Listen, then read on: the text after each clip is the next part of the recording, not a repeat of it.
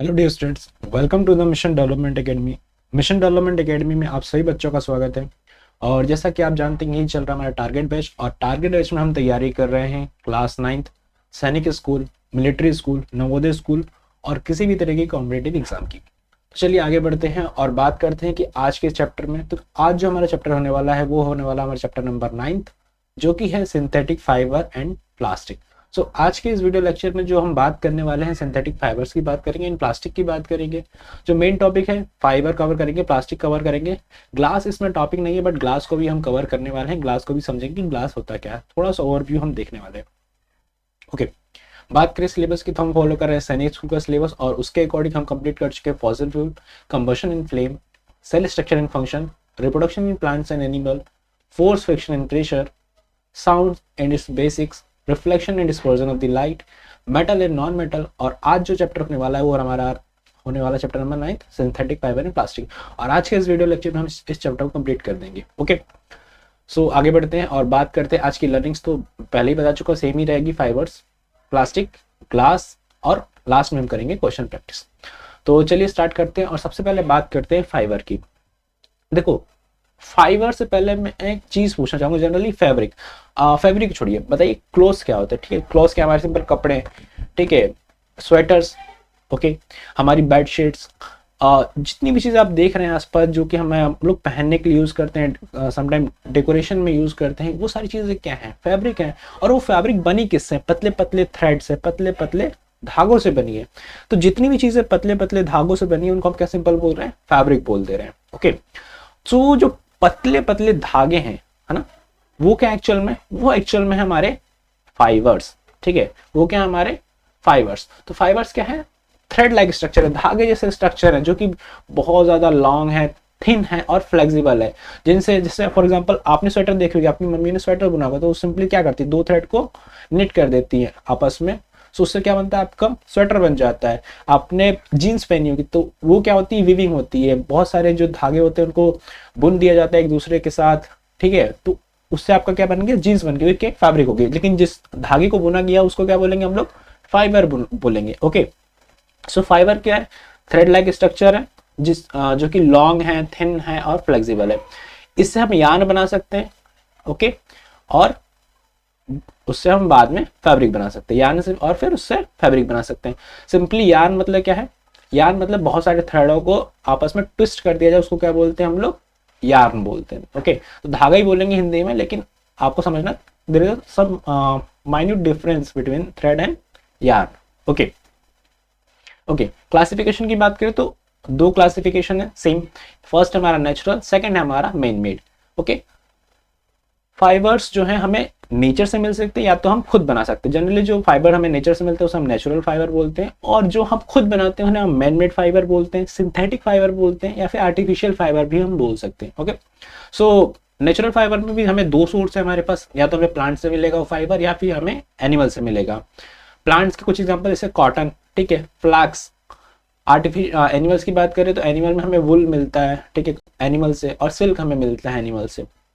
Man made में बात करें तो मैन मेड होता है हमारा सिंथेटिक, और सिंथेटिक में हमें मिलेगा पॉलिएस्टर, नायलॉन हम बनाते हैं, रेयन हम बनाते हैं, एक्रिलिक हम बनाते हैं। तो ये जो फाइबर्स होते हैं ये सारे सिंथेटिक फाइबर है, इन्हें हमने लैब में बनाया हुआ है। ओके, यानी कि ये केमिकल बेस्ड फाइबर है, नेचुरल नहीं है, हमने इसे खुद से बनाया हुआ है, नेचर से हमें ये नहीं मिले। आज का जो मेन टॉपिक होने वाला है वो सिंथेटिक फाइबर ही होने वाला है, बट हम थोड़ा सा समझेंगे कि नेचुरल फाइबर होते क्या है, तो हमें चीज़ें क्लियर रहेंगी। बात करते हैं नेचुरल फाइबर, तो मैं आपको पहले ही बता चुका हूँ कि नेचुरल फाइबर वो फाइबर होते हैं जो कि हमें कहाँ से मिलते हैं, या तो प्लांट से, या फिर एनिमल, या फिर किसी मिनरल रिसोर्स से मिलते हैं। ओके, तो नेचुरल फाइबर मीन्स नेचर से जो मिलता है। एग्जाम्पल की बात करें, कॉटन हो गया, सिल्क हो गया, वुल हो गया। ओके, ये सारे एग्जाम्पल हो गए हमारे नेचुरल फाइबर के। फ्लैक्स भी एक एग्जाम्पल है जो कि हमें लिंसेट से मिलता है, ठीक है, लिंसेट के प्लांट से मिलता है, हमें लाइनिन बोलते हैं उसको।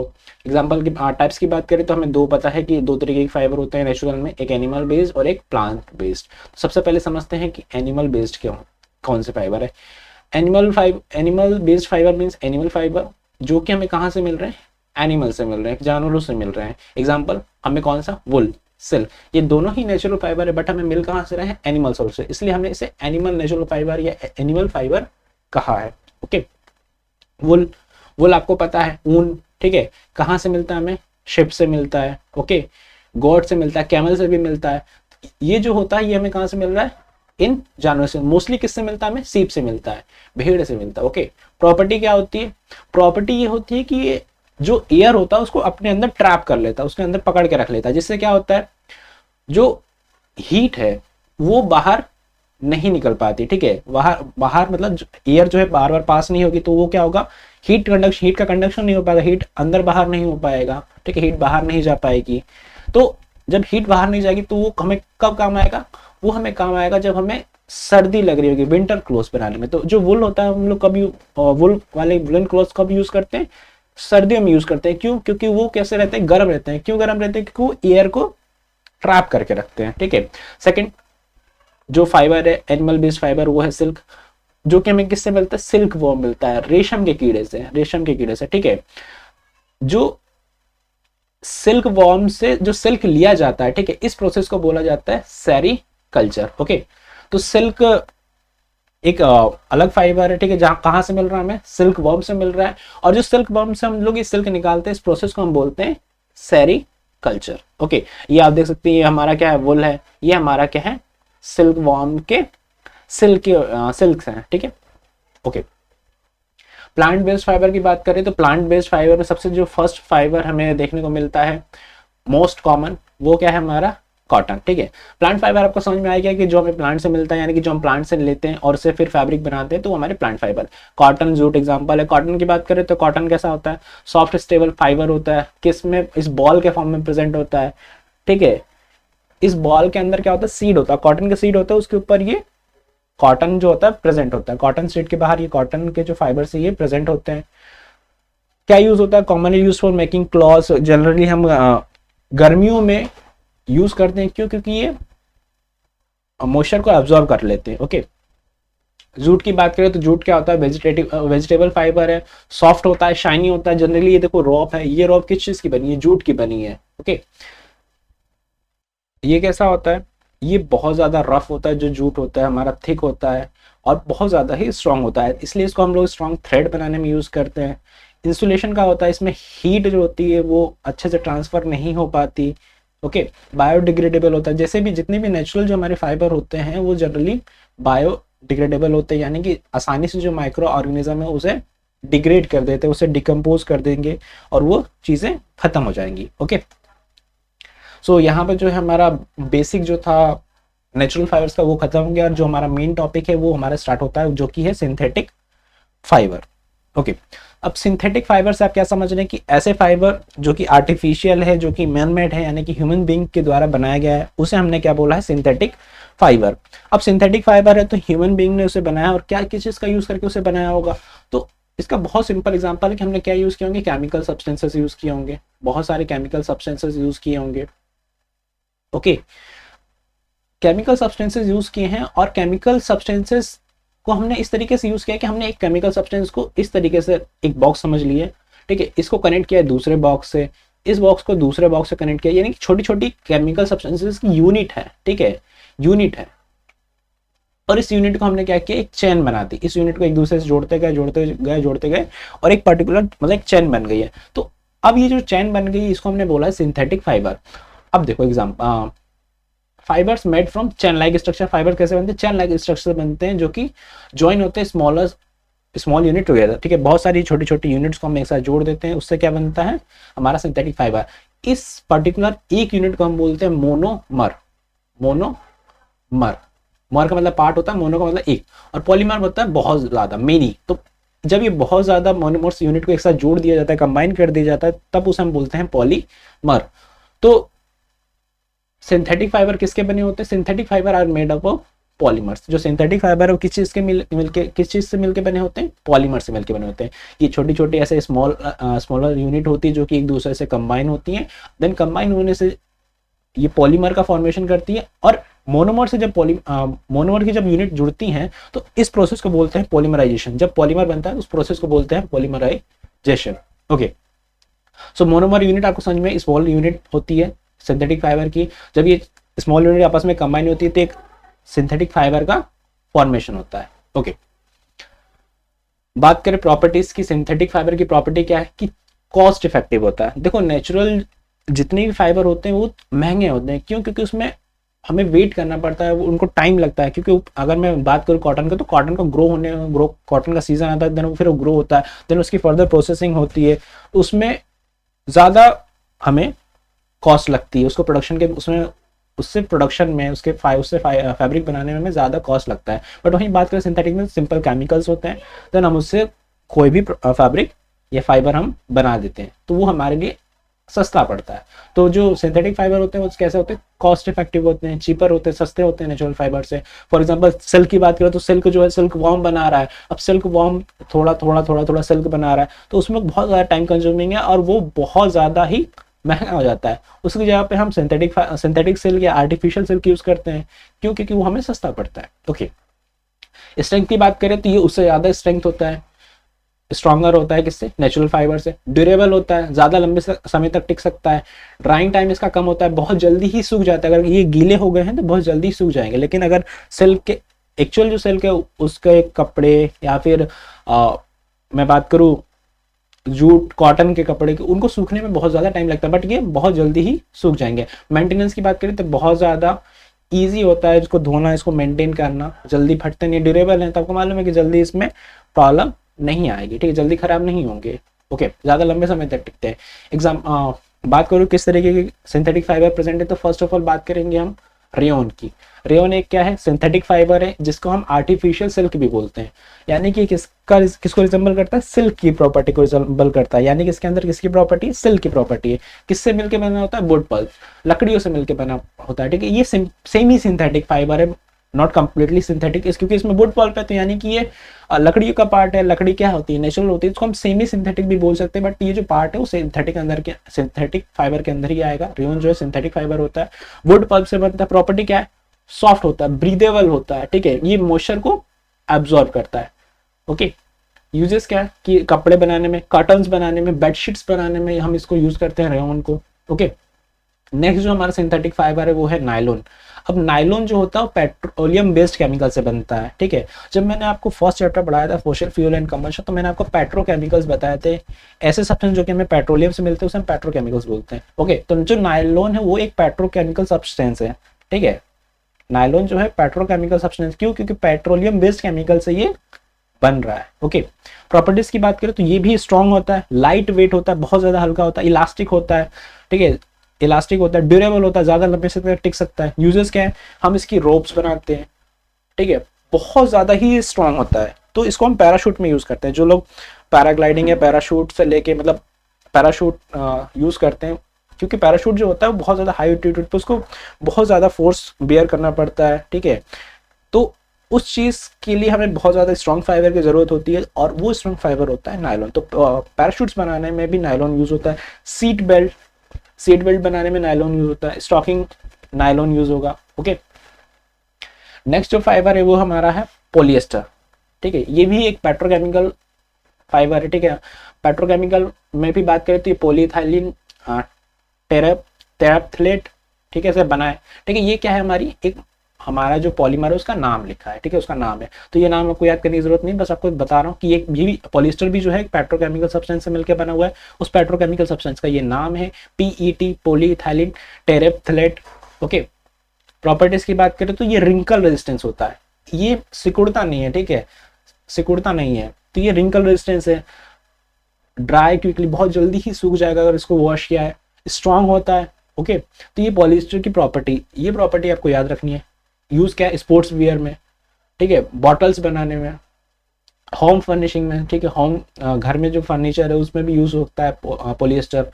एक्रेलिक की बात करें तो ये किससे बना होता है? सिंथेटिक फाइबर होता है। ये पोली पॉलीएक्राइल पॉलीएक्राइलोनाइट्राइल से मिलकर बना होता है। ओके, ये भी क्या है? सिंथेटिक पॉलीमर का जो नाम है वो लिखा हुआ है, ठीक है। तो ये नाम आपको पता होना चाहिए, पॉलीएक्राइलोनाइट्राइल। अभी जो पॉलिएस्टर बना था किससे बना था? पॉलीइथाइलिन टेराफ्थलेट। ओके, प्रॉपर्टीज की बात करें एक्रेलिक के, तो ये वार्म होता है, गर्म होता है। इसका जो नेचर होता है वो किसके जैसा होता है? वुल लाइक नेचर होता है, ठीक है, वुल के जैसा होता है, ऊन के जैसा। लाइट वेट होता है, सिंपल। रेजिस्टेंस टू मोथ क्या होता है? मौत होता है हमारे जनरली इंसेक्ट्स, ठीक है। तो सब जो फाइबर्स होते हैं उसको क्या करते हैं, जो हमारे मोथ्स होते हैं, इंसेक्ट्स होते हैं, वो क्या करते हैं, खराब कर देते हैं। तो ये रेजिस्टेंस होता है मोथ से, इसको जो मोथ्स हैं, जो भी इंसेक्ट्स हैं, वो इसको खराब नहीं कर सकते, उनसे ये मतलब उनसे ये लड़ सकता है। एक तरीके से एबिलिटी है इसके पास कि ठीक है, अगर इसको कोई, इस पे कोई कीड़े नहीं लगेंगे, इस पे ठीक है, कोई इंसेक्ट इसको डैमेज नहीं कर सकता। ओके, तो ये इसकी प्रॉपर्टी है कि ये गर्म रहता है, वो लाइक है ऊन के जैसा, ये लाइट वेट है। और सबसे अच्छी बात है कि सिंथेटिक फाइबर है तो कॉस्ट इफेक्टिव भी है, तो वुल से सस्ता पड़ता है। यूजेस क्या है, स्वेटर, क्योंकि इस वुल की प्रॉपर्टी है, तो वुल की प्रॉपर्टी क्या होती है कि वो गर्म रहता है, ठीक है, वो एयर को ट्रैप करके रखता है। तो सेम प्रॉपर्टी किसके पास आ जाती है, एक्रेलिक के पास आ जाती है, स्वेटर, ठीक है, ब्लैंकेट्स, कारपेट्स, इन सब का जो फॉर्मेशन होता है, इन सबको हम किस चीज से मिलकर बनाते हैं, एक्रेलिक से बनाते हैं। ओके, सो ये हो गए हमारे types of synthetic fibre. Next जो बात करेंगे एडवांटेजेस की, तो एडवांटेज क्या है कि सिंथेटिक फाइबर कैसे होता है, रिंकल रेजिस्टेंस होते हैं। जैसे synthetic fibre like polyester do not wrinkle easily, ये जल्दी आसानी से सिकुड़ते नहीं है। कलर रिटेंशन इसमें ज्यादा होता है, इसके जो कलर्स होते हैं आसानी से नहीं जाते हैं। ओके, ये जो कलर होते हैं आसानी से नहीं जाते हैं और ज्यादा लंबे समय तक ये टिकते हैं as compare to natural fibre. जो कॉटन होता है उसमें हम कलर करते हैं, अगर उसको डाई कर देते हैं तो सम टाइम के बाद जब उसको बार बार हम धुल देते हैं तो उसका जो कलर होता है आसानी से चला जाएगा। बट अगर वही बात करें सिंथेटिक फाइबर की, तो इनके जो कलर होते हैं वो बहुत ज्यादा लंबे समय तक टिकते हैं, आसानी से नहीं उड़ते। ओके, स्ट्रेंथ और इलास्टिसिटी की बात करें, इलास्टिसिटी की, तो ये बहुत ज्यादा stronger as compare to the natural fibres. Okay, और अब इनके पास एबिलिटी है बाउंस बैक की। मतलब क्या है, देखो जैसे कॉटन है, अगर आपने कॉटन की रजाई देखी होगी, ठीक है, जो जिसमें रुआ भरा हुआ है, एक्चुअल में कॉटन क्या रुआ है, ठीक है। अब उसमें क्या होगा, अगर उसको ज्यादा समय तक उसको यूज करेंगे तो एक टाइम पे क्या होगा, वो फ्लैट हो जाएगा, वो जो होगा फ्लैट हो जाएगा। बट वहीं बात करें सिंथेटिक फाइबर की, ये जो अपना जो शेप है वापस रीगेन कर लेते हैं, इसलिए ये ज्यादा इलास्टिक है, ज्यादा स्ट्रांग है, आसानी से टूटते भी, मतलब ज्यादा लंबे समय तक टिकते हैं, ड्यूरेबल होते हैं। ओके, डिसएडवांटेज की बात करें तो synthetic fibre like polyester heat resistance नहीं होते, आसानी से आग पकड़ लेंगे, ठीक है, ज्यादा हीट को ये कैरी नहीं कर सकते। कंफर्ट की बात करें तो लो मॉइस्चर एब्जॉर्प्शन होता है, ज्यादा ये मॉइस्चर को एब्जॉर्ब नहीं करते। जो नेचुरल फाइबर होता है मॉइस्चर आसानी से एब्जॉर्ब कर लेते हैं। पुअर एयर कंडक्शन होता है, पुअर एयर सर्कुलेशन होता है, ज्यादा एयर पर आस पास नहीं होती, जिससे क्या होता है गर्मी में ये अनकंफर्टेबल हो जाते हैं। Okay, cotton is preferred in summer, जो कॉटन होता है मॉइस्चर को बहुत आसानी से एब्जॉर्ब करता है, इसलिए हम लोग गर्मी में यूज कॉटन के कपड़ा पहनना ज्यादा प्रेफर करते हैं as compare to synthetic fibre. ठीक है, इन्वायरमेंटल इम्पैक्ट की बात करें तो ये पेट्रोकेमिकल प्रोडक्ट से बने हैं, पेट्रोलियम से बने हैं मोस्टली, ठीक है। सो इनको बहुत ज्यादा टाइम लगता है डिग्रेड होने में, ठीक है। तो ये प्रॉब्लम है क्योंकि ये इन्वायरमेंट को अफेक्ट करते हैं, जिससे इन्वायरमेंट में पॉल्यूशन बढ़ता है, एक्चुअली बढ़ क्या सकता है, बढ़ता ही है, ठीक है, क्योंकि पेट्रोकेमिकल प्रोडक्ट हैं और पेट्रोकेमिकल जितने भी प्रोडक्ट हैं मोस्ट ऑफ द जो होते हैं वो पॉल्यूशन ही करते हैं, चाहे वो डीजल हो गया, चाहे वो पेट्रोल हो गया, चाहे वो कैरोसिन हो गया, ये सारे क्या करते हैं, पॉल्यूशन करते हैं। सेम जो पेट्रोकेमिकल प्रोडक्ट्स हैं इनको डिग्रेडेशन में भी बहुत टाइम लगता है, तो इससे पॉल्यूशन बढ़ता है। Okay, break down into micro plastic में टूट जाते हैं, causing pollution in the soil, pollution करते हैं, वाटर बॉडी पॉल्यूशन करते हैं, ठीक है, वाटर पॉल्यूशन करते हैं। तो ये सब इसके क्या है, डिसएडवांटेज है सिंथेटिक फाइबर के।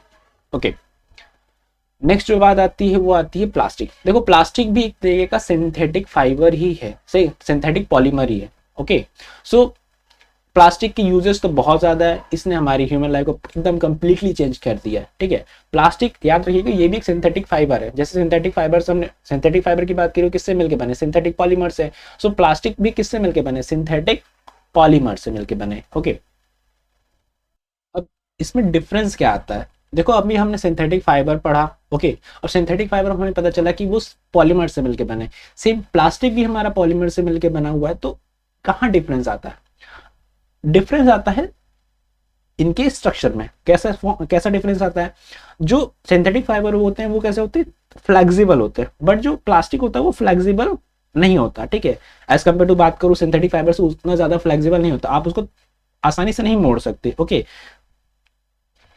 सो यहाँ इसका डिफरेंस आता है। अगर मैं हिस्ट्री की बात करूं तो हिस्ट्री में आपको बता दूं कि 1856 में फर्स्ट अलेक्जेंडर पार्कस ने प्रोड्यूस किया था पार्केसाइन, ठीक है, जो कि फर्स्ट सब्सटेंस था प्लास्टिक के जैसा। ओके, फर्स्ट सब्सटेंस जो था वो प्रोड्यूस किया था किसने, अलेक्जेंडर पार्कस ने, उन्होंने उसका नाम क्या रखा था, पार्केसाइन। और ये जो प्रोडक्ट था ये प्लास्टिक जैसा था, ट्रू प्लास्टिक नहीं था, ठीक है। जो फर्स्ट 1909 में लियो बैकलैंड ने क्रिएट किया था फर्स्ट आर्टिफिशियल प्लास्टिक, जिसको हमने बोला था बैकलाइट। ठीक है, तो जो फर्स्ट आर्टिफिशियल प्लास्टिक उसका नाम क्या है, बैकलाइट है, जो कि कब प्रोड्यूस हुआ था, कब इसका इन्वेंशन हुआ था, 1909 में। लेकिन 1856 में इसका फर्स्ट इसके जैसा प्लास्टिक जैसा एक सब्सटेंस बना दिया था कि उसने अलेक्जेंडर पार्केस ने, जिसको उसने नाम दिया था पार्के साइन। ओके, तो ये हिस्ट्री में आपको याद रखना है थोड़ा सा, कोई दिक्कत नहीं होनी चाहिए आपको। टाइप्स ऑफ प्लास्टिक की बात करें तो दो तरीके की प्लास्टिक होते हैं, थर्मोप्लास्टिक और थर्मोसेटलिंग प्लास्टिक। फर्स्ट है थर्मोप्लास्टिक, सेकंड है थर्मोसेटलिंग प्लास्टिक। अब क्या क्या डिफरेंस है इसको समझना है और इन्हीं डिफरेंसेस के बेसिस पे आपको इनको क्लासिफाई करना है। ओके, देखो जो थर्मोप्लास्टिक होते हैं उनको जब हीट करते हैं तो वो सॉफ्ट हो जाते हैं। ठीक है, वो सॉफ्ट हो जाएंगे और हार्ड हो जाएंगे ऑन कूलिंग, मतलब हीट कर रहे हैं तो सॉफ्ट हो जा रहे हैं, हार्ड हो जा रहे हैं on cooling.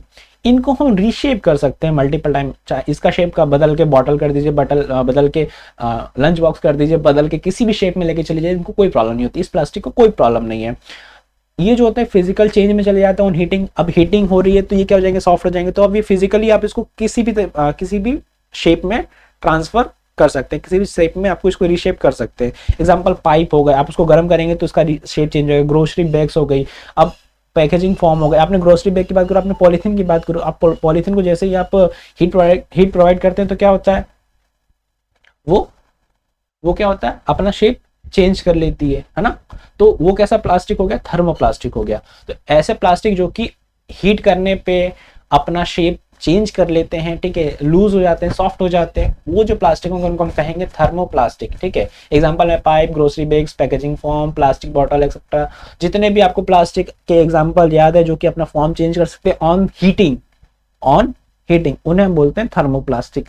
Okay, thermosetting plastic क्या है, देखो जब इसे हमने बनाया तो उस टाइम पे तो ये सॉफ्ट है, कोई दिक्कत नहीं है, इनको हमने बनाया, ये सॉफ्ट थे, इनको हमने एक शेप दे दिया। तो अब जब ये एक बार हार्ड हो गया, आपको पता है कि हीट करने पे जो प्लास्टिक होता है वो लूज हो जाएगा, सॉफ्ट हो जाएगा, बट जैसे ही कूल होगा वो एक हार्ड हो जाएगा और अपने शेप को एक शेप ले लेगा।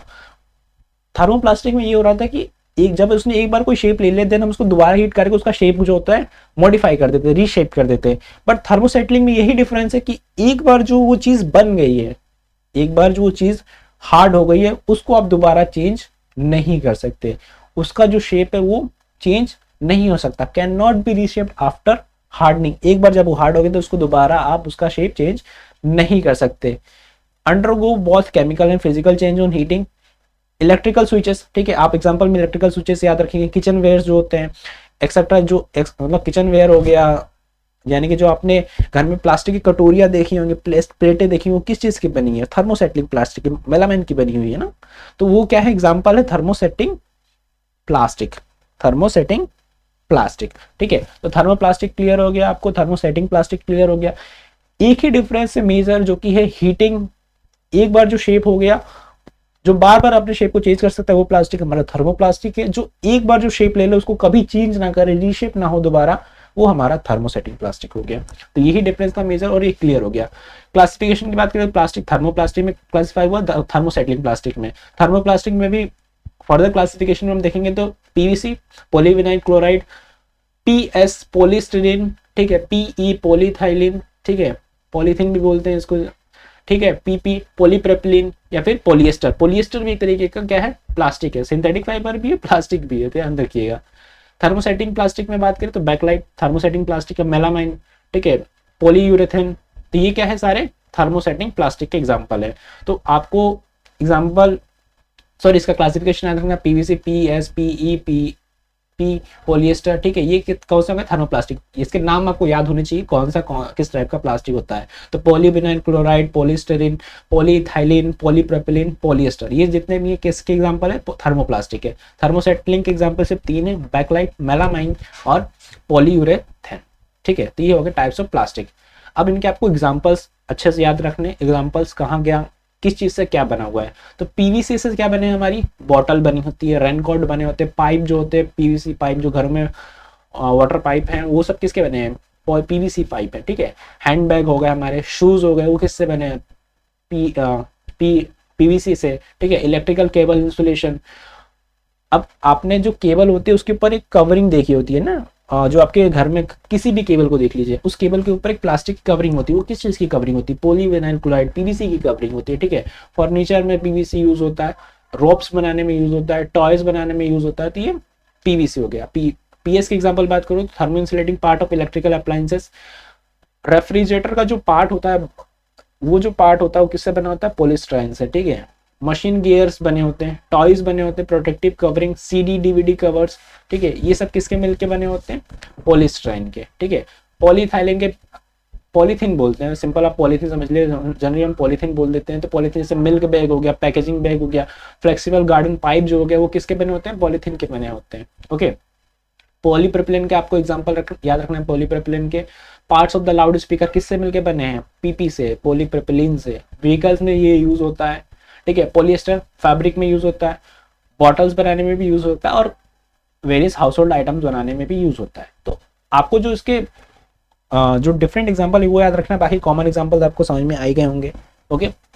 नेक्स्ट जो बात करें थर्मोसेटिंग प्लास्टिक के, थर्मोसेटिंग प्लास्टिक में जो बैकलाइट होता है, इसके एग्जांपल याद रखिए। कैबिनेट जो होते हैं, रेडियो, वैसे तो अभी इस टाइम पे आपने रेडियो नहीं देखा होगा, बट जो टीवी के कैबिनेट्स होते हैं, टेलीफोन आपने देखा होगा, जो टेलीफोन के जो कैबिनेट, टेलीफोन का जो पार्ट होता है वो किससे मिलकर बना होता है? बैकलाइट से मिलकर होता है। टेलीफोन की बात कर रहा हूँ, मोबाइल फोन की बात नहीं कर रहा हूँ, ध्यान रखिएगा। इलेक्ट्रिकल स्विचेस बनते हैं इससे, थर्मोसेटलिंग से। क्यों? क्योंकि उनका एक बार जो उनको शेप दे दिया गया, वो शेप बार बार चेंज नहीं करेंगे ना, क्योंकि उसमें क्या हो रहा है, इलेक्ट्रिसिटी पास हो रही है, तो वो समटाइम हीट भी हो जाते हैं। अगर हीट होने में अपना शेप चेंज करने लगेंगे तो फिर हमें प्रॉब्लम होगी। तो उस टाइम पे हम कौन सा प्लास्टिक यूज करें? थर्मोसेटिंग। थर्मोसेटलिंग में कौन सा प्लास्टिक टाइप है? बैकलाइट, ठीक है। टॉयज बनाने में यूज होते हैं जो परमानेंट होते हैं। कवरिंग ओवर हैंडल्स के, कुकर, हैंडल के जो कुकर होता है उसमें जो कवरिंग बनाती है ना, कवरिंग बनता है, ठीक है। हैंडल के कुकर में जो प्लास्टिक का पार्ट रहता है वो किस चीज का बना होता है? बैकलाइट का बना होता है, ठीक है। ये एग्जांपल हो गया। मेलामाइन के एग्जांपल आपको घर में बहुत सारे मिल जाएंगे। डोमेस्टिक यूज आइटम जैसे कप, सॉसर, प्लेट्स, ट्रे, ठीक है, ये सारे किससे मिलके बने होते हैं? मेलामाइन से मिलके बने होते हैं, ठीक है। पॉलीयूरेथेन की बात करें तो मैट्रेस, ठीक है, इंसुलेशन पैनल, कोटिंग, ये सब किसके बने होते हैं? पॉलीयूरेथेन के। तो ये एग्जांपल हो गए थर्मोसेटिंग प्लास्टिक के, ओके। बात करें प्रॉपर्टीज की प्लास्टिक की, तो प्लास्टिक आपको पता है बहुत ज्यादा लाइट वेट होता है और इसमें जंग नहीं लगती। सबसे अच्छी बात है कि इसमें जंग नहीं लगती और ये आसानी से डिकम्पोज नहीं होता। देखो, डिकम्पोज नहीं होता, ये इसकी एडवांटेज भी है और डिसएडवांटेज भी है ना, दोनों चीजें ये, ओके। बेड कंडक्टर होता है हीट एंड इलेक्ट्रिसिटी का, ठीक है। हीट एंड इलेक्ट्रिसिटी का बेड कंडक्टर, इससे क्या फायदा होता है कि जब हम इलेक्ट्रिकल चीजों में हम इसका यूज करते हैं प्लास्टिक का, तो इलेक्ट्रिसिटी का कंडक्शन नहीं करते, जिससे हमें करंट नहीं लग सकता है ना। हीट का कंडक्शन नहीं करते तो हम गर्म चीजों को आसानी से इस प्लास्टिक की हेल्प से उठा सकते हैं। जैसे मैंने आपको बैकलाइट का एग्जांपल दिया कि कुकर के जो हैंडल्स होते हैं वो किसके मिले होते हैं? बैकलाइट से। अगर कुकर को आप सिंपल उठाना चाहे, प्रेशर कुकर को, तो आपका हाथ जल जाएगा, बट वो प्लास्टिक की वजह से क्या होता है? आपका हाथ बच जाता है, ओके। इजिली अफेक्ट नहीं होता ह्यूमिडिटी से, हीट से, रेन से, ठीक है। जैसे अगर मैं बात करूँ रेन की या फिर ह्यूमिडिटी की बात करूँ, तो जो आपके कॉटन वाले क्लॉथ्स होते हैं या फिर नेचुरल जो फाइबर से बने होते हैं, उनमें आपको होने लगते हैं, खराब होने लगते हैं, ठीक है। बट वहीं बात करूँ सिंथेटिक फाइबर की या फिर प्लास्टिक से चीजें बनी होंगी, तो वो चीजें खराब नहीं होती इजिली, ठीक है। प्लास्टिक में एक अच्छी बात है कि इसको आसानी से किसी भी शेप में दिया जा सकता है, इसको कोई भी आसानी से शेप दिया जा सकता है, क्योंकि इसकी प्रॉपर्टी होती है प्लास्टिसिटी। इसकी प्रॉपर्टी को ही हम प्लास्टिसिटी बोल रहे हैं, क्योंकि ये कोई भी शेप को किसी शेप में इसको ढाला जा सकता है, ठीक है। देखो, थर्मोप्लास्टिक और थर्मोसेटलिंग का जो मेन जो डिफरेंस है, वो डिफरेंस तो हमेशा रहेगा। देखो, फर्स्ट टाइम जो हमने प्लास्टिक बनाया, फर्स्ट टाइम तो हमने बना दिया, उसको कोई भी शेप दिया। जो क्लासिफिकेशन है वो है सेकंड टाइम में, जब हम उसको दोबारा शेप देने की कोशिश कर रहे हैं ना, तो वहां जब हम दोबारा किसी प्लास्टिक को शेप दे पा रहे हैं तो वो हमारा थर्मोप्लास्टिक है, जब नहीं दे पा रहे तो थर्मोसेटिंग प्लास्टिक है, ओके। सेटिंग का मतलब कि जो सेट हो चुका है, ओके। स्ट्रक्चर की बात करें तो जो मॉलिक्यूलर स्ट्रक्चर होता है अलग अलग प्लास्टिक का अलग अलग होता है, ठीक है। लेकिन थर्मोप्लास्टिक जो होता है जनरली, जैसे मैंने आपको बताया था कि इस तरीके से जो होता है मोनोमर की यूनिट जोड़ के पॉलीमर बनता है, तो थर्मोसेटिंग प्लास्टिक ऐसे सिंपल एक चेन से मिलकर बने होते हैं, ठीक है। लीनियर पॉलीमर से बनते हैं, लीनियर पॉलीमर से। इसके लीनियर कॉम्बिनेशन तो सेम या डिफरेंट टाइप के पॉलीमर से मिलकर बन सकता है, बट जो कॉम्बिनेशन होगा कैसा होगा? एक लाइन में होगा, लीनियर होगा। बट थर्मोसेटिंग प्लास्टिक में क्या होता है? क्रॉस लिंक होता है। जैसे मान लो एक ये मोनोमर की यूनिट है, एक ये यूनिट है, एक ये यूनिट है, देन फिर एक यहाँ यूनिट है, तो ये इससे जुड़ा होगा, हो सकता है यहाँ एक यूनिट है, ये इससे जुड़ा होगा, इस तरीके से जुड़ा होगा, तो क्रॉस लिंकिंग होती है। अभी तक जो हमने लिंकिंग देखी थी वो कैसी हो रही थी? एक लाइन में हो रही थी, लीनियर हो रही थी, बट जब वो लीनियर जब क्रॉस लिंक होने लगी तो वो प्लास्टिक हमारा कौन सा है, थर्मोसेटिंग प्लास्टिक। ये उनके मॉलिक्यूलर स्ट्रक्चर के बेसिस पे है, ठीक है। तो इनके पास कैसी होती है, क्रॉस लिंकिंग प्रेजेंट होती है थर्मोसेटिंग प्लास्टिक के पास, ठीक है। और ये मल्टीपल डायरेक्शन में जुड़ सकते हैं, लेकिन थर्मोडायनेमिक जो होती है एक लीनियर पॉलीमर होते हैं, सॉरी थर्मोप्लास्टिक जो होते हैं लीनियर पॉलीमर होते हैं, वो लीनियर कॉम्बिनेशन में जुड़ते हैं, सेम है डिफरेंट टाइप के मोनोमर यूनिट्स है, ठीक है। बिहेवियर टुवर्ड्स हीट्स, तो स्ट्रक्चरल डिफरेंस है इनके बीच में जो कि इनके बिहेवियर को बताता है। जैसे थर्मोप्लास्टिक जो कि लीनियर है, ये आसानी से हीट देने पे कूल सॉफ्ट हो जाएगा, देन फिर कूल करने पे ये हार्ड हो जाता है, ठीक है। बट वहीं बात करें तो एक बार जब इसने कोई शेप ले लिया, थर्मोसेटिंग प्लास्टिक ने कोई शेप ले लिया, देन हम उसका शेप चेंज नहीं कर सकते। तो इनका जो बिहेवियर है हीट के लिए ये डिफरेंट है, ठीक है, अलग अलग कंडीशन में, ठीक है। अलग अलग प्लास्टिक तो अलग अलग इनका बिहेवियर है, थर्मोसेटिंग का अलग, थर्मोप्लास्टिक का अलग। ओके, सो बात करें एडवांटेज और डिसएडवांटेज की, तो सबसे पहले एडवांटेज की बात करें तो मिनिमल प्रोडक्शन कॉस्ट है, बहुत इजी होता है प्रोडक्शन कॉस्ट इसका, इजीली इसको कोई शेप दे सकता है, plasticity, poor heat and electrical conduction होता है, लाइट वेट होता है, इसमें जंग नहीं लगती, कोरोजन रेजिस्टेंस होता है, अवेलेबल इन वेरियस कलर, ठीक है। ये ट्रांसपेरेंट भी हो सकते हैं, ट्रांसलूसेंट भी होते हैं, हो सकते हैं ओपेक भी हो सकते हैं। अब ये तीनों क्या होता है ये मैं आपको बता चुका हूँ पहले भी, बट आपको थोड़ा और बता दो। ट्रांसपेरेंट जिसके आर पार लाइट जा सकती है, ट्रांसलूसेंट जिसके आर पर कम लाइट जा सकती है, और ओपेक का मतलब जिसके आर पर लाइट जा नहीं सकती, वो हमारा ओपेक हो गया। तो ये भी प्रॉपर्टी है। हम प्लास्टिक को रोड्स में भी यूज कर सकते हैं, यूटेंसिल्स बर्तन बनाने में, वायर्स बनाने में, पाइपलाइन बनाने में, कंस्ट्रक्शन में भी प्लास्टिक यूज होता है। तो ये इसके एडवांटेज हो गए। डिसएडवांटेज की बात करें तो केमिकल प्रोडक्ट है, ठीक है, तो हेल्थ और इन्वायरमेंटल हजार्ड है, ठीक है, हेल्थ इशू हो सकते हैं इसके यूजेस, ज्यादा यूजेस से, ठीक है। इन्वायरमेंटल हजार्ड यानी कि पॉल्यूशन करता है। सम मोनोमर्स जो होते हैं कैंसर भी कर सकते हैं, ठीक है, पॉली प्लास्टिक से कैंसर भी आपको हो सकता है, लेकिन ये सब में नहीं होता, कुछ पर्टिकुलर प्लास्टिक में होता है, ठीक है। नॉन बायोडिग्रेडेबल होता है, इसको बहुत ज्यादा टाइम लगता है डिकम्पोज होने में, ठीक है। तो ये इसका डिसएडवांटेज है, अगर ज्यादा टाइम लगेगा इसको डिकम्पोज होने में तो ये हमारा वेस्ट बन जाएगा, वेस्ट बन जाएगा तो पॉल्यूशन होगा, ठीक है। तो ये इसके डिसएडवांटेज है। ओके, रिलीज करता है टॉक्सिक फ्यूम, अगर ये बर्न होगा तो बहुत ज्यादा टॉक्सिक गैसेस रिलीज करेगा, जिससे एयर पोल्यूशन भी होगा, साथ साथ बहुत ज्यादा हेल्थ इशू भी होंगे, ठीक है। Contribute to the environmental litter and clogging of drain, ठीक है। अब जो होगा, अब ये प्लास्टिक ही आसानी से गलेगा नहीं, तो ये ड्रेनेज सिस्टम में जाएगा, ड्रेनेज सिस्टम में जाएगा तो उसको ब्लॉक करेगा, तो जिससे भी और ज्यादा परेशानी होगी। एनिमल जो होते हैं इसे खा लेंगे, ठीक है, तो उनको क्या होता है, वो इसे आसानी से उसे पचा नहीं सकते ना, तो क्या होगा, हेल्थ इश्यू होंगे, ठीक है। तो ये सारे इसके क्या है, डिसएडवांटेज है प्लास्टिक के। सो यहाँ पे जो प्लास्टिक है वो क्लियर हो गया। अब बात जो करते हैं वो है ग्लास के बारे में। तो ग्लास क्या है, देखो ये नॉन क्रिस्टलाइन स्ट्रक्चर होता है, हार्ड होता है, हार्ड तो होता है बट ब्रिटल होता है। मैंने आपको ब्रिटल का मतलब बताया था कि आसानी से जो चीजें टूट जाती, बिखर जाएंगी, ठीक है। जैसे फॉर एग्जांपल कोल, ठीक है, गिरेगा तो क्या हो जाएगा, बिखर जाएगा, ठीक है। जो भी नॉन मेटल की प्रॉपर्टी है ना ब्रिटल, तो वो प्रॉपर्टी सेम ग्लास की होती है। ग्लास वैसे भी ये नॉन मेटलिक सब्सटेंस से मिलकर बना होता है। तो जो ग्लास है वो कैसा स्ट्रक्चर है, नॉन क्रिस्टलाइन।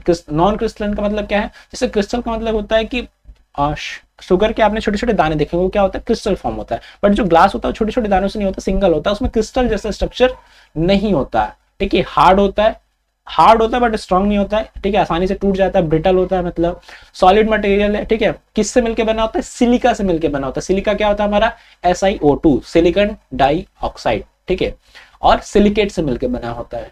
तो जो ग्लास है किससे मिलकर बना है, सिलिकॉन ऑक्साइड। तो मेन जो कंपोनेंट है इसका वो क्या है, सिलिकॉन ऑक्साइड। आपको याद रखना, सिलिकॉन डाइऑक्साइड एक्चुअली में SiO2, ठीक है। टाइप्स ऑफ ग्लासेस डिपेंड करता है किस पे, प्रॉपर्टी ऑफ सिलिका पे, और उसके साथ जो चीजें मिलाएगी, उसके जो अदर कंपोनेंट है उसके बेसिस पे हमने ग्लास को अलग अलग कैटेगरी में डिवाइड किया हुआ है। जैसे सोडा लाइम ग्लास, तो इसमें हम लोग जनरली क्या यूज हो रहा है, इसमें हम सोडियम ऑक्साइड यूज कर रहे हैं, ठीक है, डाइसोडियम ऑक्साइड। बोरोसिलिकेट में हम बोरोन यूज कर रहे हैं, बोरोन के कंपोनेंट यूज कर रहे हैं। सिलिका ग्लास एकदम प्योर सिलिका से मिलके बना होगा, ओके। एल्कलाई सिलिकेट ग्लास यानी कि इसमें एल्कली मेटल होंगे। एल्कली मेटल मतलब सोडियम हो सकता है, पोटेशियम हो सकता है, ये जो मेटल्स होते हैं ये इसमें प्रेजेंट हो सकते हैं, ठीक है।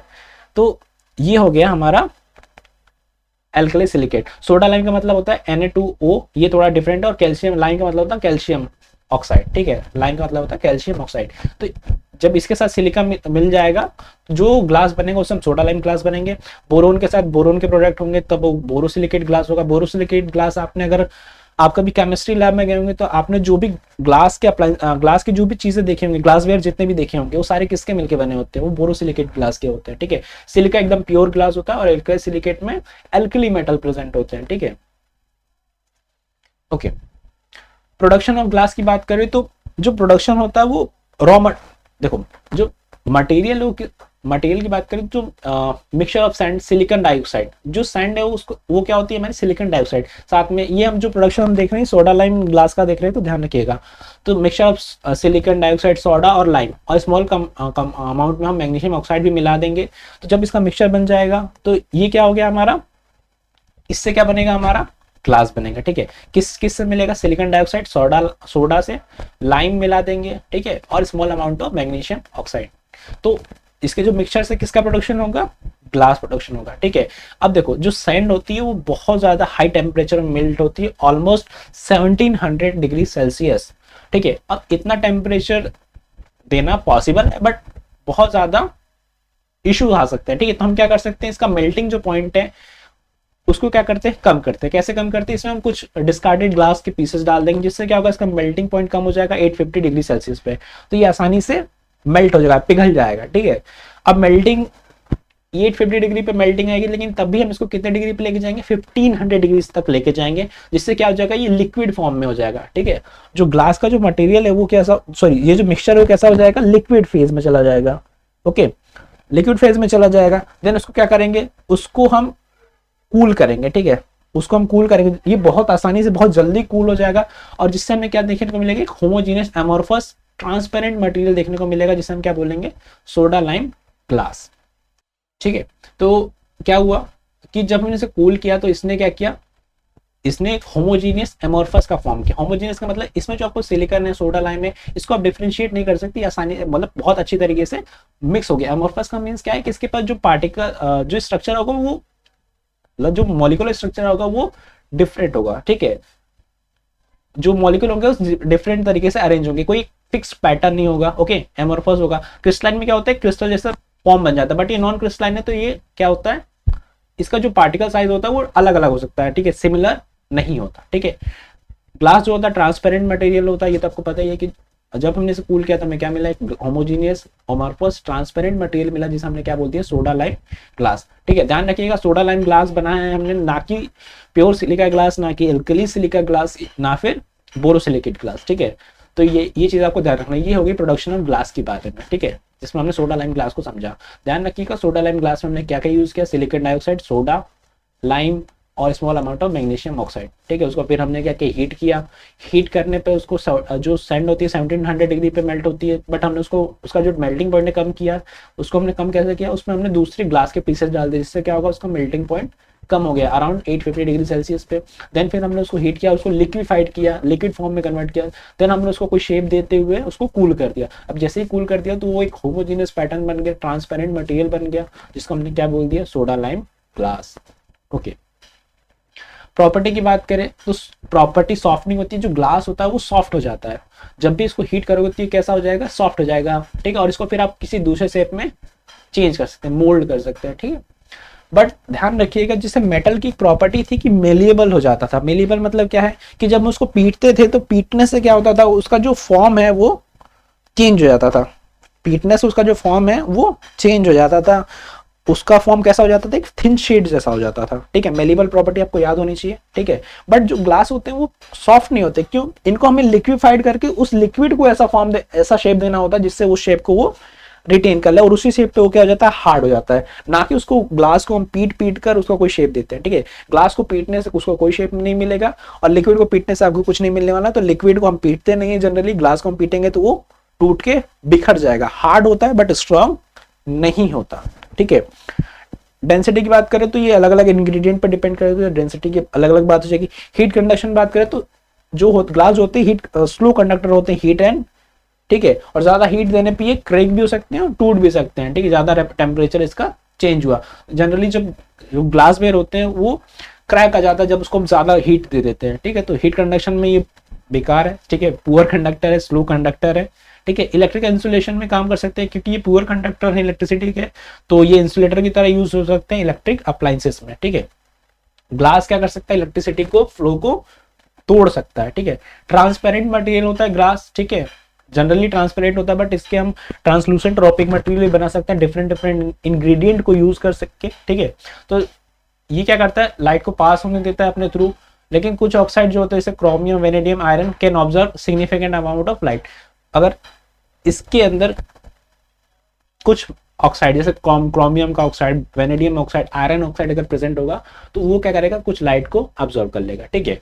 तो हमें क्या समझ में आया है कि जो ग्लास है वो किससे मिलकर बना होता है, सिलिका प्लस मेटल ऑक्साइड से, और ये कैसा मटेरियल, ट्रांसपेरेंट मटेरियल है, इलेक्ट्रिकल इंसुलेशन है, इलेक्ट्रिसिटी को फ्लो को रोकता है, हीट की फ्लो को रोकता है, ठीक है। और ज्यादा हीट मिलने पे क्या होता है, खुद क्रैक हो जाएगा। डेंसिटी इसकी वेरी करती है, और सॉफ्टनिंग इसके पास प्रॉपर्टी है कि ये सॉफ्ट हो सकता है जब भी इसको हीट मिलेगी, ओके। तो ये होगी प्रॉपर्टी की बात। अब इन्वायरमेंटल इफेक्ट क्या है ग्लास प्रोडक्शन से, देखो अब हमें क्या करना पड़ रहा है, ग्लास को प्रोड्यूस करने के लिए बहुत ज्यादा एनर्जी, बहुत ज्यादा उसको हीट करना पड़ रहा है, तो हमें बहुत ज्यादा एनर्जी चाहिए, तो बहुत ज्यादा एनर्जी चाहिए, तो ये भी प्रॉब्लम है। अब जब बहुत ज्यादा एनर्जी चाहिए और इसको हम बहुत ज्यादा हाई टेम्परेचर पर बर्न कर रहे हैं, तो बहुत ज्यादा ग्रीन हाउस गैसेस रिलीज हो रही है। ग्रीन हाउस गैसेस मतलब carbon dioxide, sulphur dioxide, nitrogen dioxide, और ये जो गैसेस है ये हार्मफुल है, ये जो होता है हमारे इन्वायरमेंट का टेम्परेचर बढ़ा देती है, तो ये प्रॉब्लम हो सकता है, ये इन्वायरमेंटल इफेक्ट शो करती है, ठीक है। नॉन डिग्रेडेबल होता है ग्लास, ठीक है, इसको डिकम्पोजर डिकम्पोज नहीं कर सकती, ये आज जैसा है 100 साल के बाद भी वैसा रह सकता है, ठीक है। अगर ये ड्रेनेज सिस्टम के अंदर गया तो उसको ब्लॉक कर सकता है, तो ये इसके क्या है, इम्पैक्ट है, ठीक है, इफेक्ट है, एनवायरमेंटल इफेक्ट जो कि प्रॉब्लम क्रिएट करते हैं, ओके। सो ये जो था आज का हमारा चैप्टर यहाँ पे कंप्लीट होता है। नेक्स्ट हम करने वाले हैं क्वेश्चन प्रैक्टिस, और जो आज का हमारा जो फर्स्ट क्वेश्चन है वो है हमारा, विच of the following is not a natural fibre. तो नेचुरल फाइबर क्या होते हैं, जो कि हमें कहाँ से मिलते हैं, नेचर से मिलते हैं, जैसे कॉटन, ठीक है। तो कॉटन हमारा नेचुरल फाइबर है, तो ये आंसर हो नहीं सकता, नोट पूछा। सिल्क हमारा नेचुरल फाइबर है, वुल भी हमारा नेचुरल फाइबर है। जो हमारा सिंथेटिक फाइबर है वो हमारा है पॉलिस्टर, ऑप्शन नंबर सी। तो हमसे सिंथेटिक फाइबर भी पूछा गया है ना, ध्यान रखिएगा क्वेश्चन में नॉट लिखा हुआ है। Which process use for obtaining silk from silk worm. अब सिल्क वॉर्म से हम सिल्क जो निकालते हैं उस प्रोसेस का क्या नाम होता है, वीविंग नहीं। वीविंग जो होता है वो दो यान, यानी कि दो यान को ऐसे 90 डिग्री पे बुनना होता है, ठीक है। दो धागों को 90 डिग्री पे बुनना, दो या दो से ज्यादा धागों को हो सकता है, ठीक है। तो ये नहीं हो सकता। स्पिनिंग का मतलब होता है यार्न प्रोडक्शन, ठीक है। जो थ्रेड का प्रोडक्शन होता है उसको हम स्पिनिंग बोलते हैं। सेरिकल्चर होता है हमारा obtaining silk from the silk worm, तो ऑप्शन नंबर सी हमारा यहाँ पे करेक्ट हो जाएगा। निटिंग का मतलब क्या होता है, निटिंग भी एक तरीके से बुनना ही होता है, बट जैसे स्वेटर्स बुने जाते हैं ना, तो वो एक ही धागे को अलग अलग मतलब लपेट लपेट के बुना जाता है, ठीक है। तो निटिंग होता है हमारा, जो जनरली हम लोग स्वेटर्स बनाते हैं घर में, मम्मियाँ लोग बनाती है, उनको उस प्रोसेस को हम निटिंग बोलते हैं। मैकेनिकल प्रोसेस होती है वीविंग, मशीनरी बेस्ड प्रोसेस भी है, ओके। तो ऑप्शन नंबर हमारा यहाँ पे सी करेक्ट हो जाएगा, sericulture. Sericulture means is process used for obtaining silk from the silk worm. Next जो क्वेश्चन है, विच of the following is an example of an animal fibre. इसमें से कौन सा एग्जांपल है एनिमल फाइबर का। तो नायलॉन नहीं है, एक्रिलिक नहीं है, ये तो वुल है बट ये नेचुरल फाइबर नहीं, आर्टिफिशियल वुल है। सिल्क, हाँ ये हमें नेचर से मिलता है, सिल्क वॉर्म से मिलता है, एनिमल से मिलता है, ओके। तो ऑप्शन नंबर सी हमारा यहाँ पे करेक्ट हो जाएगा। नेक्स्ट क्वेश्चन है, which fibre is obtained from the seed of a plant, ठीक है। अब इसमें से कौन सा ऐसा फाइबर है जो कि हमें कहां से मिलता है, सीड से मिलता है, ठीक है। देखो बहुत सिंपल आंसर है इसका, ठीक है, मैं बता देता हूँ। ऑप्शन नंबर डी इसका करेक्ट होने वाला है, कॉटन। अब कहोगे सर ये कॉटन कैसा होगा, जो कॉटन होता है ना, जैसे कॉटन का बॉल है, ठीक है, तो कॉटन के बॉल में यहाँ पे सीड होता है, उसके ऊपर क्या लगी होती है, कॉटन लगी होती है, ठीक है। इस तरीके से इसके ऊपर कॉटन लगी होती है। तो जो कॉटन है हमें कहाँ से मिलता है, उसके सीड से मिलता है। तो जब भी हम लोग जो कॉटन बॉल है, ठीक है, जो बर्स्ट हो जाए, ठीक है, जब हमने कॉटन बॉल ली, कॉटन बॉल से हम क्या करते हैं, उसके जो सीड्स होते हैं उसको अलग करते हैं, ठीक है। जो उसके सीड्स होते हैं, जो उसके सीड्स प्रेजेंट होते हैं, इसको हम अलग करते हैं। इस प्रोसेस को हम बोलते हैं गिनिंग, ठीक है। अब जब गिनिंग हो जाती है तो इस कॉटन को हम बेच देते हैं स्पिनिंग में। स्पिनिंग में जब इसको बेच देते हैं तो ये जो कॉटन के फाइबर्स होते हैं इससे बनता है यार्न, और देन यार्न से क्या बनता है, हमारा फैब्रिक बनता है, ओके।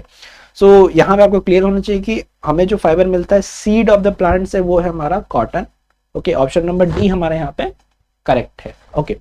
नेक्स्ट क्वेश्चन है विच of the following is a synthetic fibre, इसमें से कौन सा ऐसा फाइबर है जो कि सिंथेटिक है, जूट नहीं, नेचुरल है, ओके, कॉटन नेचुरल है, nylon yes, option number C हमारा करेक्ट हो जाएगा, सिंथेटिक फाइबर हमारा है नायलॉन।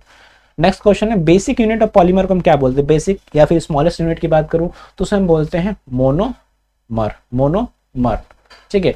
फाइबर आपको पता है थिन स्ट्रैंड होती है, ठीक है, thin thin thread like structure होता है। देखो तीन तरीके के धागे हम बोलते हैं, हिंदी में हम धागा ही धागा बोलते हैं, बट एक होता है स्ट्रैंड, एक होता है थ्रेड और एक होता है यार्न, ठीक है। सिंपल जो कॉटन प्रेजेंट है उसको हमने क्या किया, एक पतला सा थ्रेड बना दिया, ठीक है, अनट्विस्टेड पार्ट है, तो ये क्या हमारा एक स्ट्रैंड है। जब हमने एक से ज्यादा स्ट्रैंड को क्या कर दिया, ट्विस्ट कर दिया, ट्विस्ट मतलब एक दूसरे में लपेट दिया, तो क्या बन गया थ्रेड। देन हमने क्या किया, एक से ज्यादा थ्रेड को एक दूसरे से लपेट दिया, ठीक है, तब क्या बनता है हमारा यार्न बनता है, और यार्न से फिर हम क्या बनाते हैं, फैब्रिक बनाते हैं, ठीक है, by the process of weaving, by the process of weaving, ठीक है।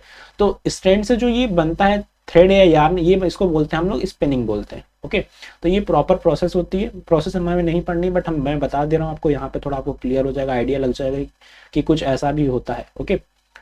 सो बेसिक यूनिट जो है पॉलीमर की उसे हम बोलते हैं मोनोमर, मोनो का मतलब होता है सिंगल, ठीक है। विच of the following is not a property of a synthetic fibre, synthetic fibre की इसमें से कौन सी प्रॉपर्टी नहीं है पूछा गया है, ठीक है। दे ड्राई क्विकली, हाँ ये इसकी प्रॉपर्टी है। दे ऑब्जर्व मॉइस्चर वेल, गलत। नेचुरल फाइबर जो होते हैं वो अच्छे से मॉइस्चर को ऑब्जर्व करते हैं, तो ऑप्शन नंबर बी हमारा यहाँ पे करेक्ट होने वाला है। वैसे ये ड्यूरेबल होते हैं, स्ट्रॉन्ग होते हैं, ईजी टू मेंटेन होते हैं, तो ऑप्शन नंबर सी बी हमारा करेक्ट हो जाएगा, ठीक है। Which synthetic fibre is known for it wrinkle resistance, ऐसा कौन सा सिंथेटिक फाइबर है, ठीक है, जो कि उसके रिंकल रेजिस्टेंस के लिए माना जाता है। तो वुल, देखो वुल में भी रिंकल्स नहीं आते जनरली, आसानी से रिंकल्स नहीं आते, बट आ जाते हैं। कॉटन में तो बहुत आसानी से हो जाते हैं, जूट में भी आ जाएंगे, बट पॉलिएस्टर ऐसा ही सिंथेटिक फाइबर है। देखो सिंथेटिक पहले ही बोला गया, तो कॉटन हो नहीं सकता, जूट हो नहीं सकता, वुल हो ही नहीं सकता, सीधी सी बात है, ऑप्शन नंबर बी ही हमारा करेक्ट हो जाएगा।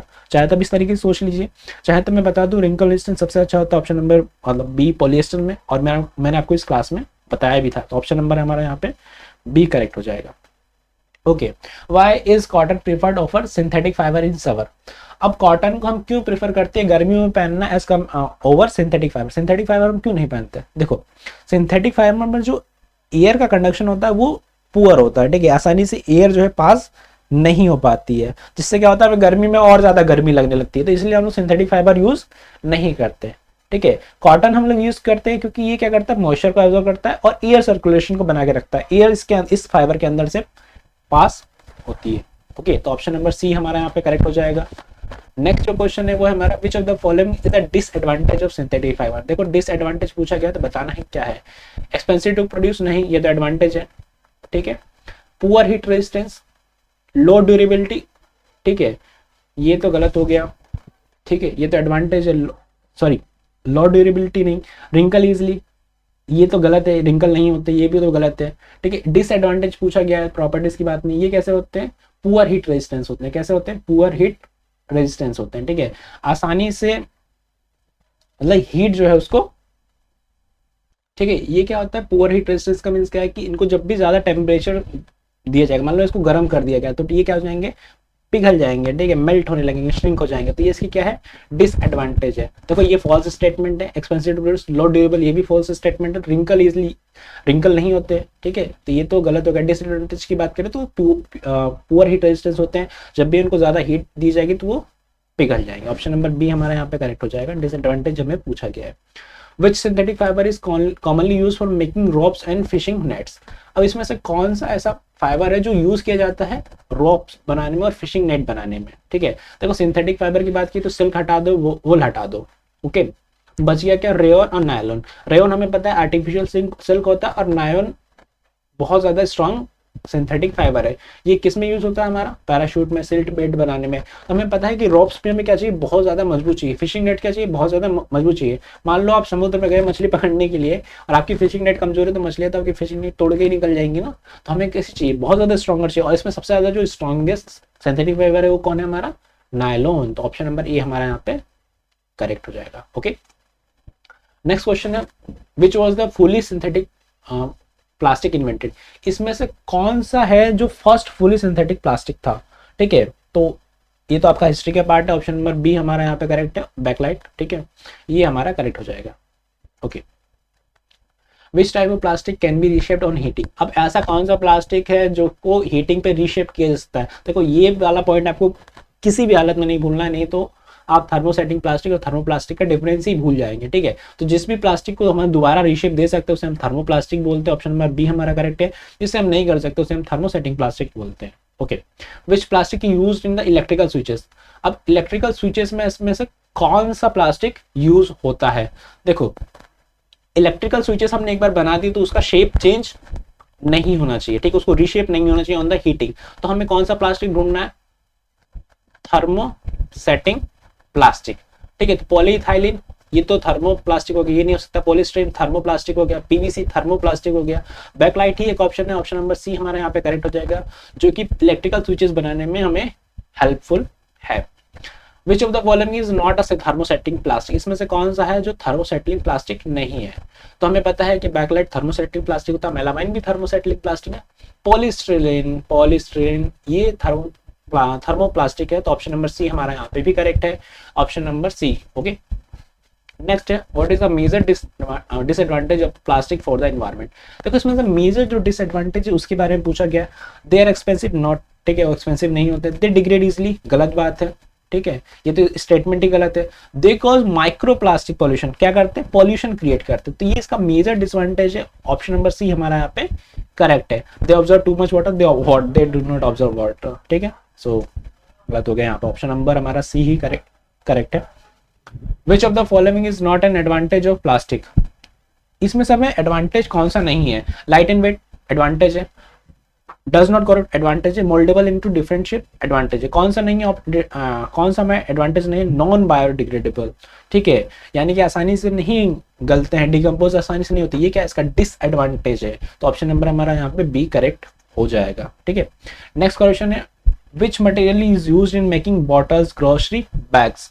ठीक है, देखो बॉटल्स और ग्रोसरी जो बैग्स होते हैं, ठीक है, अब मैं बॉटल्स में आपको डाउट आ सकता है, बट ग्रोसरी बैग्स में आपको याद रखना चाहिए कि हम लोग पॉलीथीन यूज करते हैं। ठीक है, कौन क्या यूज करते हैं, पॉलीथीन यूज करते हैं। तो ऑप्शन नंबर आपको दिख रहा है कि हाँ यहाँ ऑप्शन दिया गया पॉलीथीन, तो ऑप्शन नंबर सी हमारा यहाँ पे डायरेक्टली करेक्ट हो जाएगा। ठीक है, ज्यादा आपको सोचने की जरूरत नहीं है। ये पाइप्स में यूज होता है, ये थर्मोसेटिंग प्लास्टिक है, और मेलामाइन भी थर्मोसेटिंग प्लास्टिक है। तो हम लोग ऐसे प्लास्टिक को यूज नहीं कर सकते ना जिसका शेप एक बार फिक्स हो गया। मान लो एक पन्नी है, पॉलीथीन है, ठीक है, पन्नी बोल रहा हूँ मैं सिंपल, तो उसका अगर शेप ही नहीं चेंज हो रहा, पतली सी एकदम फ्लैट है, उसका शेप ही ओपन नहीं हो रहा, तो क्या हमारे काम की नहीं है।